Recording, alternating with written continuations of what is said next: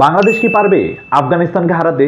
যেখানে শ্রীলঙ্কার এক হাসারাঙ্গার সামনেই আমাদের ব্যাটসম্যানদের নাজেহাল অবস্থা, সেখানে আফগানের এই বিশ্বমানের স্পিন অ্যাটাকের সামনে কতটাই কার্যকর হবে আমাদের ব্যাটসম্যানরা, তাই এখন চিন্তার বিষয়।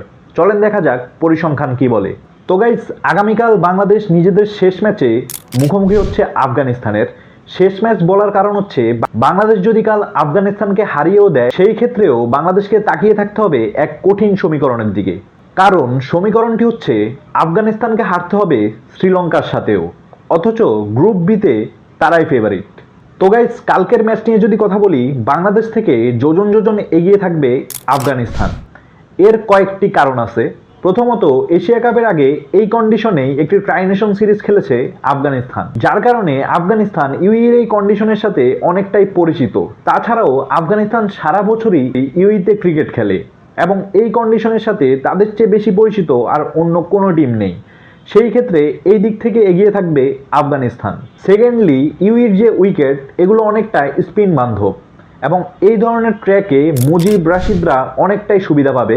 এবং মেইন রিজন হচ্ছে, আফগানিস্তানকে বাংলাদেশ এখন অবধি টি-20তে হোম কন্ডিশন ছাড়া হারাতে পারেনি। যতবারই হারিয়েছে মিরপুর, চট্টগ্রাম অথবা সিলেটে। ইউই অথবা অন্য যে কোনো আদার্স কান্ট্রিতে অ্যাওয়ে সিরিজ অথবা অন্য যে কোনো জায়গায় বাংলাদেশ এখন পর্যন্ত আফগানিস্তানকে বাইরের কান্ট্রিতে ম্যাচ হারাতে পারেনি। এবং সর্বশেষ 10 ম্যাচেও যদি আমরা দেখি এই দুইটা দলের পরিসংখ্যান, সেই ক্ষেত্রে আপনি যদি চার্টটা একটু দেখেন, এই চার্টে বাংলাদেশ যে কয়টা জয় পেয়েছে তা ছিল দেশের মাটিতে। দেশের বাইরে বাংলাদেশ যে কয়টা ম্যাচ আফগানিস্তানের সাথে খেলেছে, তার একটি ম্যাচও বাংলাদেশ জিততে পারেনি।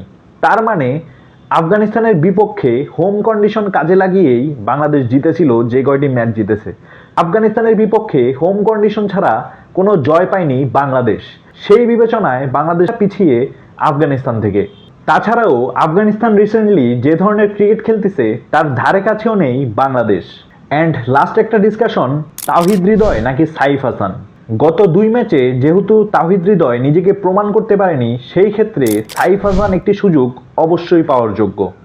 তবে আমি শুধু তাওহিদ হৃদয়ের পরিবর্তনটা নয়, আমি তার পাশাপাশি শেখ মেহেদীকে পরিবর্তন করে তার বদলে নুরুল হাসান সোহানকে খেলানোর পক্ষে। এর কারণ হচ্ছে, সাইফ হাসানের মাধ্যমে কিন্তু আপনি শেখ মেহেদীর স্পিনের অভাবটা সেখানে পূরণ করতে পারবেন এবং নুরুল হাসান যদি শেখ মেহেদীর বদলে খেলে, সেই ক্ষেত্রে আপনি একজন বাড়তি প্রফেশনাল ব্যাটসম্যানও পাবেন। তাই আমার মতে কালকের ম্যাচে এই দুইটা পরিবর্তন অবশ্যই করা উচিত। তাওহিদ হৃদয়ের জায়গায় সাইফ হাসান অ্যান্ড শেখ মেহেদীর জায়গায় নুরুল হাসান সোহান। আর পেস অ্যাটাকের ক্ষেত্রে যদি বলি, কালকের ম্যাচে আমার মতে তাসকিনকে কালকে আবারও ব্যাক করানো উচিত। তার সাথে মুস্তাফিজুর রহমান অবশ্যই থাকবে এবং শরীফুল ইসলাম। এই 3 জনকে কালকের ম্যাচে দেখতে চাই। তো গাইস, আপনিও আপনার একাদশ জানাবেন কমেন্ট বক্সে।